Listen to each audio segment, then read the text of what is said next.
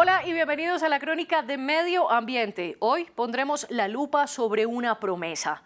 La Unión Europea se trazó desde hace años la ambiciosa meta de ser, para el año 2050, la primera región del mundo en lograr la neutralidad climática. Así se le llama científicamente al punto de equilibrio en el que se emite la misma cantidad de gases de efecto invernadero que se pueda retirar de la atmósfera, ya sea porque la naturaleza los absorbe o porque hay mecanismos para capturar y guardar esos gases contaminantes. Pero hasta ahora el bloque de los 27 no va camino a cumplir su promesa.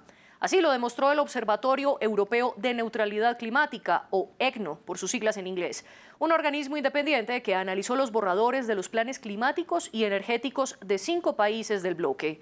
La Unión Europea prometió que para cumplir la neutralidad climática 2050, reduciría las emisiones de gases de efecto invernadero en al menos un 55% para el año 2030, en comparación con los niveles de 1990.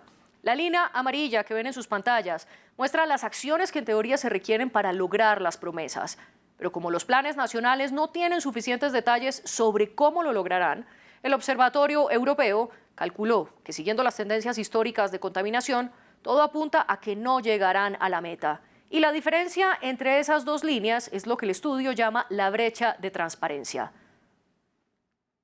Así nos lo explicó desde Bruselas Julien Pestiot, el autor líder del reporte del Observatorio Europeo de Neutralidad Climática.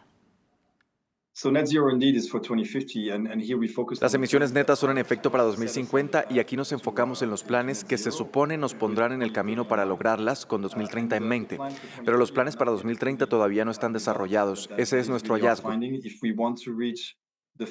Si queremos alcanzar la reducción del 55% de los gases contaminantes, que es lo que establece la legislación, necesitamos mejores planes, más detalles en cuanto a qué pasará con los países respecto a las áreas estudiadas, más transparencia y más coordinación entre los países para entender realmente cómo usarán estas fuentes energéticas claves.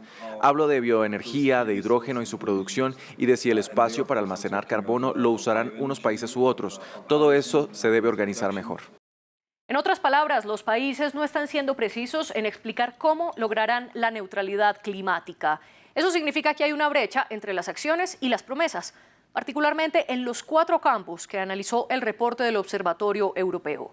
La electricidad y el hidrógeno renovables por un lado, por otro, los usos de la tierra y la bioingeniería. Aquí los científicos identificaron que hay un riesgo de aumentar la deforestación, porque la bioenergía se produce de residuos orgánicos y si no se especifica de cuáles, esta energía podría obtenerse de árboles talados. Finalmente, sobre la captura de dióxido de carbono o CO2, antes de que contamine la atmósfera, el reporte advierte que hay muy poca información sobre dónde se almacenará y si luego la utilizarán o no. Pero volvamos sobre las energías renovables. Los planes nacionales tienen muchos detalles al respecto, lo cual es positivo. Pero no pasa lo mismo con el hidrógeno renovable. De hecho, no hay muchos datos sobre desde dónde la Unión Europea importará ese recurso. Esto es problemático porque el hidrógeno es un elemento que no se encuentra aislado en la naturaleza, sino que se obtiene al descomponer otras sustancias, como el agua, por ejemplo. Y una opción para tener hidrógeno renovable sigue siendo sacarlo del gas, que es uno de los combustibles fósiles más contaminantes. Si pasamos a hidrógeno verde, que es un transportador de energía, pero no una fuente de energía, si nos movemos rápido al hidrógeno, pero no hay energía verde que se produzca en el país a niveles suficientes, veremos el gas natural convertido en hidrógeno, y eso no tiene uso para el ambiente. Esa es la primera inconsistencia. No estamos viendo planes en el nivel de la propia producción de electricidad e hidrógeno o si los países dependerán de importaciones. Aún con estas inconsistencias, la Unión Europea sigue haciendo promesas. La Comisión Europea en particular trazó una nueva meta intermedia de cara a lograr la neutralidad climática a mediados de siglo.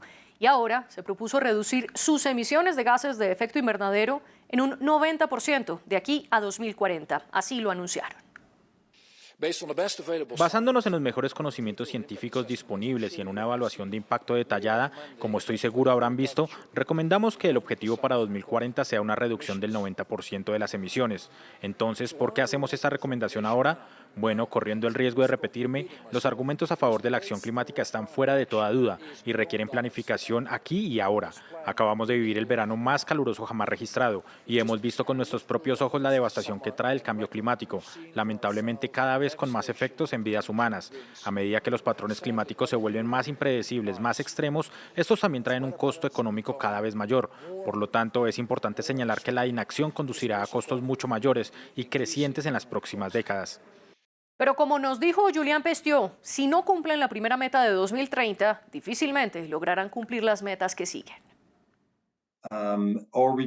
Nuestro reporte no se fija específicamente en 2040, pero sí nos falta claridad sobre la implementación ahora para 2030. Está claro que cualquier meta ambiciosa para 2040 no se alcanzará porque las guías para llegar a 2050 pasan por la reducción del 55% de 2030 y requieren ambición suficiente. Y ya estamos al final de 2024 y nuestro reporte previo sobre las alertas en el progreso muestra que había una clara falta de velocidad en términos de la implementación y este nuevo muestra que los planes en sí mismos no son lo suficientemente detallados.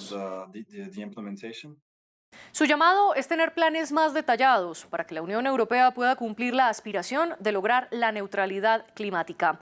Así nos despedimos. Encuentran más noticias de medio ambiente en france24.com.